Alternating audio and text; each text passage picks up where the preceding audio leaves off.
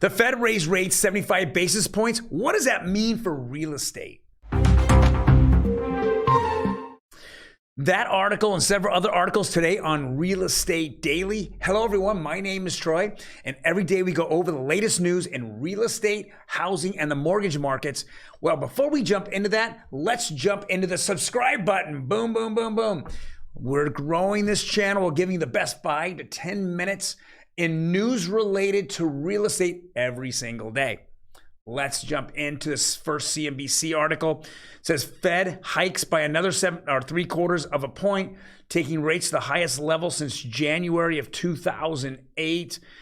This, and then of course, the top, it says Dow tumbles 400 points after Fed chairman signals for more rate hikes are ahead to fight inflation.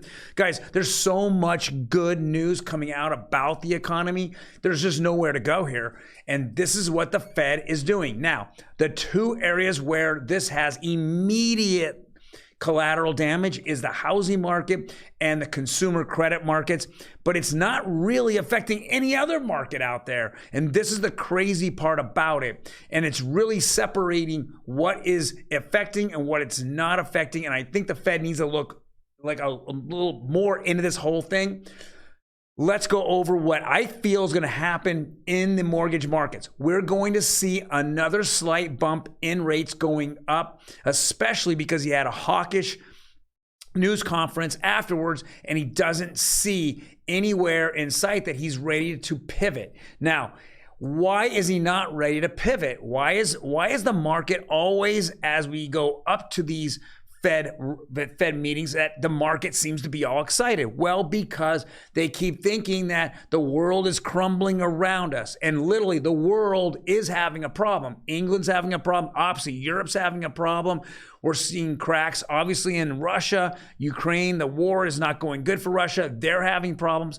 But here in the United States, we're seeing everything running really good, and this is a problem. Now, why is everything going good here? Well, I think a lot of it has to do with our sacrificing, our oil reserves, for the election. I think a lot is being sacrificed right now for the election. We're seeing strong job market. We're seeing, I just saw today that the payrolls had gone up, private payrolls gone up 240,000 jobs, and that salaries had gone up 7.7%. This is what the Fed is here to destroy, and they're not destroying it.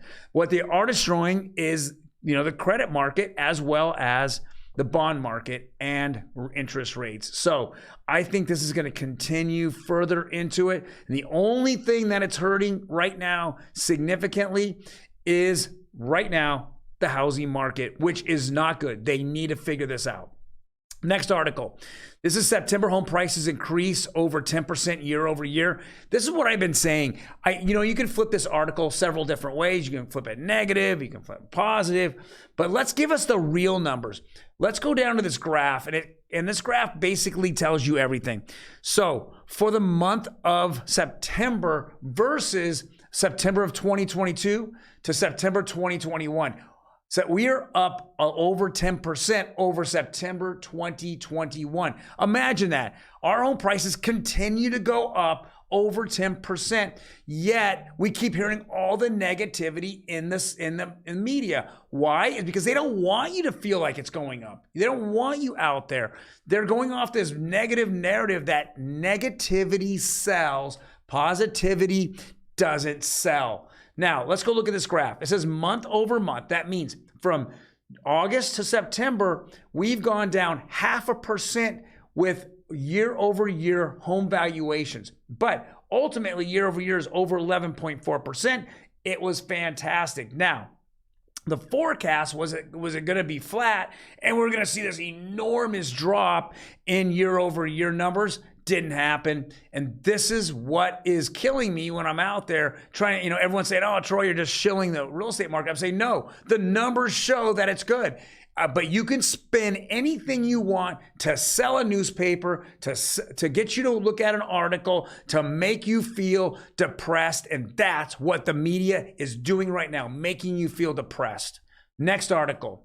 Says mortgage demand falls slightly even as rates slip from recent highs. Let's go read the little key points. It says mortgage rates dropped for the first time in more than 2 months, but demand continued to weaken. So what do we see? Mortgage rates going down. Now, this was Fed meeting, but you did see them go down. Why? Because all the people were getting excited about what was happening. It says the next one, it says the average contract interest for a 30-year fixed mortgage from conforming at 647,200 decreased from 7.06 to 7.06 from 7.16. I reported that this week. I reported a bigger drop than that. Now, it's this is nationwide, but if you look at regional, we saw a drop here in Southern California, which was good. If you happen to get into escrow and locked in your rate this week, you absolutely reap those benefits. Next article. It says, and this is what's really happening. Wells Fargo mortgage staff braces for layoffs as U.S. loan volume collapses. So when you start hiring loan officers in these big companies, big banks, what happens? You're paying them salaries. People that are not on salaries, if they kill what they eat, then they're out there working harder. If you're paying them a salary and life gets hard, what do? Complain, and then they get laid off. And that's what's happening here. It says the bank had 18,000 loans in its retail organization pipeline in early weeks of the fourth quarter, according to people with knowledge of the company's figures. That's down 90% from a year ago. Why? Because lazy people went after refis. They didn't go after the people that they should have, which are real estate agents who are out there working. Those purchase sales are so much more important than the low-hanging fruit of refis, and this is what hurts a bank. If you don't have management there looking at purchase loans and getting the bank and making your employees go after purchase loans, then all you do is become a refi house, and then you get crushed in these markets. And the punishment is going to continue. If they had people in Wells Fargo that were working with real estate agents and said a percentage of your book was with real estate agents and purchase loans, then this wouldn't happen. But I think that Wells Fargo, Chase, they all just mismanaged the whole thing. I've never been contacted by anyone from Chase. I've never been contacted from anyone from Bank of America. I've been doing this business now for 16 years. So, I mean, the only time I've ever talked to anyone from those banks about loans, about mortgages, is that they're on the other end of a mortgage because somebody walked in their bank and they compared it to, it was a high-end client that have a special bank account that got special rates. That's it. Otherwise, haven't dealt with them, never called me. They don't care. They're just here for refis. And the last article, let's go over rates. Now, rates, we did see go up yesterday. We're seeing them flat today. Really, the conventional and the FHA are flat. Not a whole lot happening. We're going to see what happens today with the Fed rate hike. I think the next few days, we're going to see them go up slightly. We're going to see a slight bump. Now, obviously, this is not good for one of the political parties that what happened today, and it's going to continue not being good, even though they're going to spin it the way they want. But the Fed is going to be on a mission until they break the job market. And they're going to keep doing it. And the problem is that this is a very tough way of doing things. If you look back in the 70s with Paul Volcker, what he did, the 70s and 80s, what he did was he came in and he F things up right away. He didn't do 75 basis points. He went for the jugular right off the bat. He needed to change it. This is going to be a slow grind, and this is not the way you want it. We all want to rip the Band-Aid off. And why do we use that term? Because it's a momentary major pain that just goes away slowly versus slowly taking the Band-Aid off and you're just going through pain for a while before it's all the way off, and then it takes a while to go down as well. So I just think the Fed should have raised 1 basis point the last several months, last several times they got together. It would have been a lot faster and quicker where we needed to be.